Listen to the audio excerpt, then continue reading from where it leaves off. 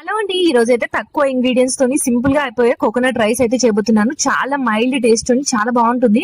ముందుగా దీనికోసం కడాయిలో ఆయిల్ వేసుకోవాలి. మీరు ఇక్కడ కోకోనట్ ఆయిల్ వాడితే చాలా బాగుంటుంది, టేస్ట్ ఇంకా ఎన్హాన్స్ అవుతుంది.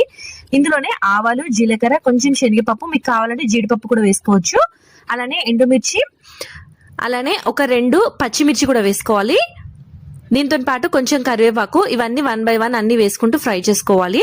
మీ దగ్గర ఇంగువ ఉంటే ఇంగువ వేసుకోండి. నా దగ్గర ప్రజెంట్ ఇంగువ లేదు, సో ఇక్కడ వెల్లుల్లి రెప్పలు అయితే యాడ్ చేస్తున్నాను. జస్ట్ కొంచెం క్రష్ చేసి వేసుకోవాలి. దీంతో పాటు కొబ్బరి నేను ఇలా తురుము పెట్టుకున్నాను. ఈ తురుము పెట్టిన కొబ్బరి ఇలా వేసుకుంటున్నాను, పచ్చి కొబ్బరి వేసేసుకొని ఒక్క 2 నిమిషాలు మంచిగా ఫ్రై అవ్వనివ్వాలి. కొంచెం కలర్ అనేది మనకు చేంజ్ అవ్వాలి.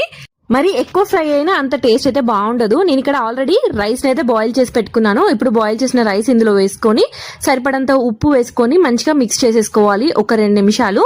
అంతే, సింపుల్ గా మన కోకోనట్ రైస్ అయితే రెడీ అయిపోయింది. దీన్ని ఏ ఫ్రై కర్రీలోకి తిన్నా బాగుంటుంది, లేదు అంటే సింపుల్ గా ఇలానే తిన్నా బాగుంటుంది, లేదు అంటే రైతాతో తిన్నా కూడా చాలా బాగుంటుంది.